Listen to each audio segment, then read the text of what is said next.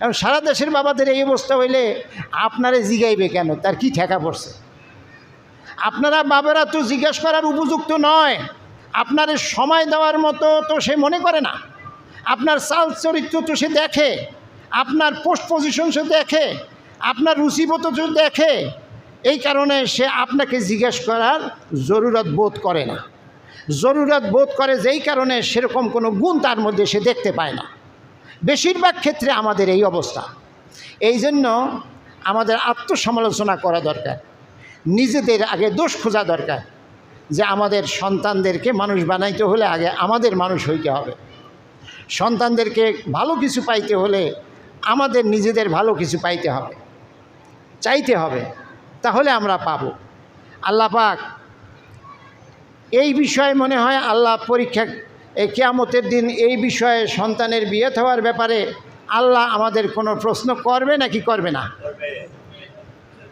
সন্তানের প্রতি বাপ মার যে 4টা দায়িত্ব, তার সর্বশেষ দায়িত্ব হলো শিক্ষা দীক্ষা দিয়ে সৎ পাত্র বা সৎপাত্রী পর্যন্ত পৌঁছে দেওয়া বাপ মার দায়িত্ব। এই পিতা হিসেবে, মা হিসাবে তার সর্বশেষ দায়িত্ব হলো সৎ, ভালো, নেককার, দিনদার, রুচিবান, সুন্দর মনেন, পরোপকারী এইরকম একটা পাত্র বা পাত্রী হাতে না পৌঁছে দেওয়া পর্যন্ত মা বাবার দায়িত্ব শেষ হয়। এরপর তার দায়িত্ব শেষ, এরপর তার দায়িত্ব শেষ। কিন্তু সর্বশেষ দায়িত্বটা আমরা সঠিকভাবে পালন করি না।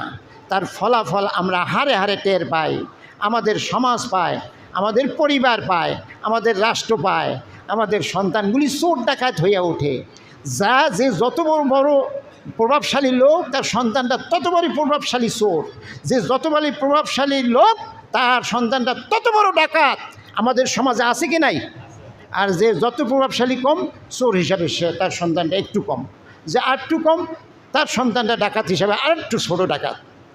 তাহলে বড় ডাকাত ছোট ডাকাত এটা আমরা নিজেরা একেবারে মুরগি যেমন ডিম তাও দিয়া কোর্সের মধ্যে বাচ্চা ফুটায়, আমরাও এই চোর আর ডাকাত নিজেরাই ফুটাই। এই চোর ডাকাত আমরা নিজেরা ফুটাই। এজন্য আমাদের সিংহভাগ দোষ।